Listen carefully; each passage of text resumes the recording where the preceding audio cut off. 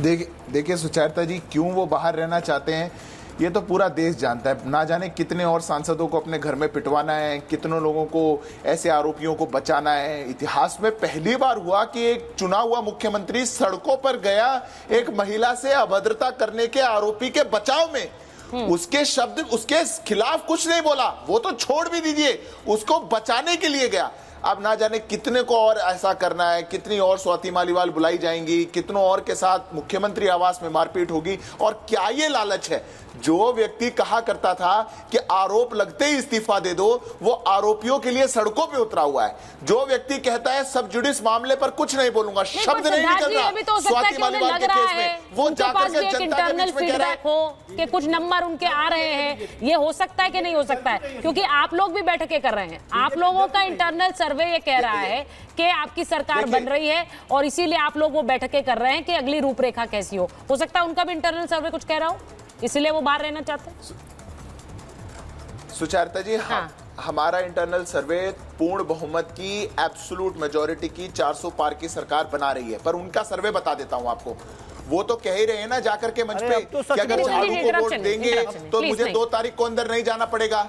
और अब वो अर्जी लगा रहे हैं कि मुझे मत जाने दो। मतलब वो जानते हैं कि हम हार रहे हैं, उनको पता है कि हम चुनाव नहीं जीत रहे, इसलिए कोर्ट में पहले ही एप्लीकेशन लगा दो। नहीं तो वो तो कह चुका ना, आईआईटीएन मुख्यमंत्री कह रहा है लोगों के बीच में जाके कि मुझे वोट दोगे तो सुप्रीम कोर्ट मेरे वोट के दबाव में आ जाएगी, मुझे नहीं जाना पड़ेगा। तो मतलब वोट नहीं मिल रहा।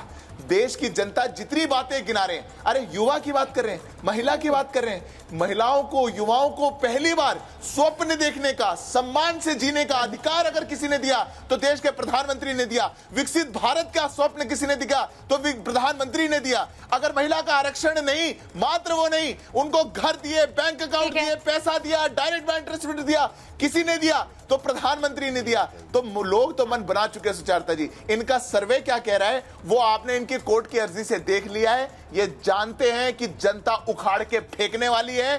22 सीटों पे लड़ रहे हैं मात्र अरविंद केजरीवाल, कुछ नहीं निकल के आने वाला। 22 में से 0 बटा सन्नाटा निकलेगा, इसलिए गिड़गिड़ा रहे हैं एक हफ्ता रहने दो। अब मैं अजय जी के पास जा रही हूँ। कोई नई बीमारी आ जाएगी, फिर कुछ और आ जाएगी। अजय जी, मैं कांग्रेस की बात कर रही हूँ क्योंकि मैं पार्टीवार अगर जल्दी से बात कर लूं, कांग्रेस के लिए कहा जा रहा है कि आप लोग अपना अनुमान, अपना लक्ष्य तकरीबन 140 मानकर चल रहे हैं, लेकिन आपका अनुमान यह है कि 90 से 91 आपके खाते में आएंगी। ये इंटरनल सर्वेज में कहा जा रहा है पार्टी के सूत्रों द्वारा। अब आप मुझे बता दीजिए इसमें से क्या सही है, क्या गलत। आपका सर्वे नहीं, मेरा नहीं है, मैं क्यों कराऊंगी? अभी सिद्धार्थ यादव आर्मी परिवार से आते हैं, लेकिन ये उस गलत जगह है जहां ये होता है मित्रों, पहली वोट बालाकोट के नाम देना, जब पॉलिटिसाइज करा जाता है।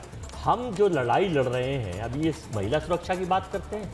70 करोड़, देखिए 3 लोग होते हैं, मैंने एक तो भगवान, जिन्हें भगवान मानते हैं, जो सबका आस्था का प्रतीक होता है।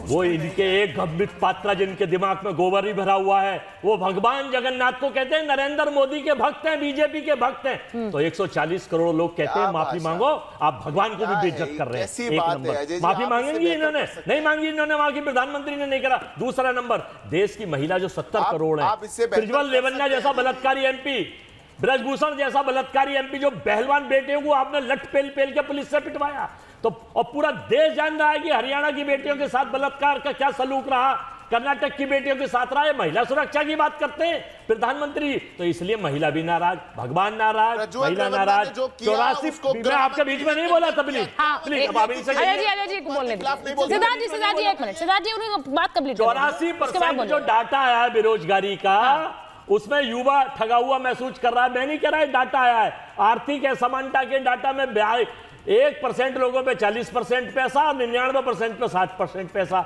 अभी 12,000 करोड़ का इनके परम मित्र मोडानी अडानी का आया है कोल घोटाला।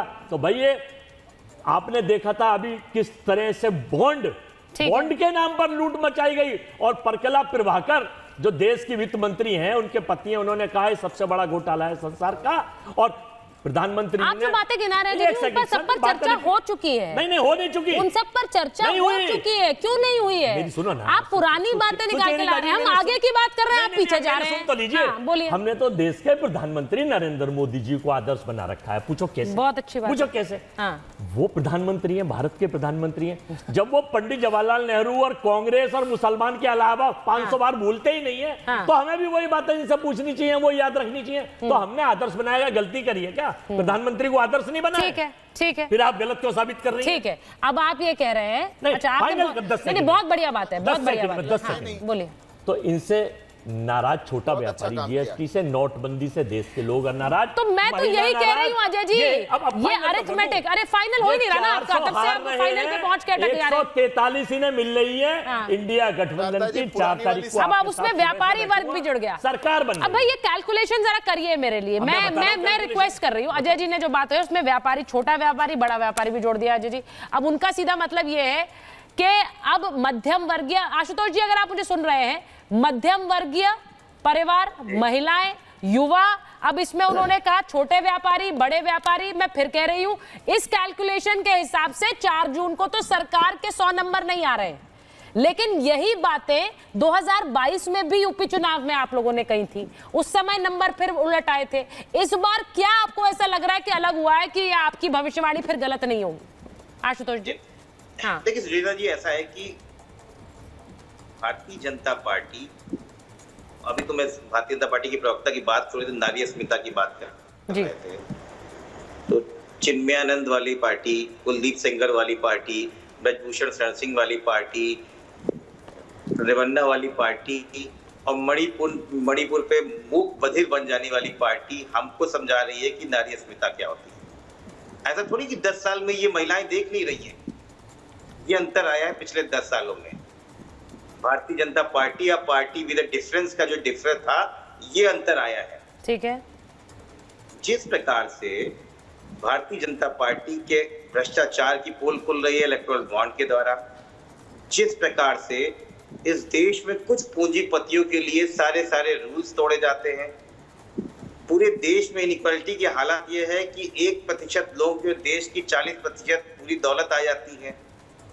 तो क्या ये दुनिया देख नहीं रही या देश देख नहीं रहा है?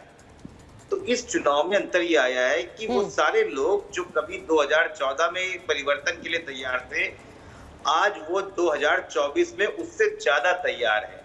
और वो सारी पॉलिटिकल पार्टी को बोल रहा हूं, मैं अपनी पार्टी की भी बोल रहा हूं कि चुनाव जनता लड़ रही है, परिवर्तन का माहौल उसने पहले से बन लिया है।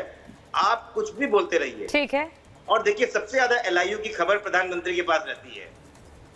जिस प्रकार से प्रधानमंत्री ने अपना जोर शोर से भाषण शुरू किया, उसके बाद शब्दावली का आपने जो आप आशुतोष जी दिखा, आपका जो आपकी जो भविष्यवाणी है, आपकी भैंस को ले जाएंगे, कल तो मुजरा उजरा करवाने लगे। बड़ा इंटरेस्टिंग हो गया है देखिए चुनाव, क्योंकि अब आप लोग जिस कॉन्फिडेंस के साथ, आशुतोष जी क्योंकि मेरे पास समय नहीं है, जिस कॉन्फिडेंस के साथ आप लोग ये कह रहे हैं कि नरेंद्र मोदी की सरकार जाने वाली है और इंडिया की सरकार बनने वाली है, मुझे कोई शक नहीं है कि इसी वजह से शायद अरविंद केजरीवाल 4 जून को बाहर रहना चाहते हैं।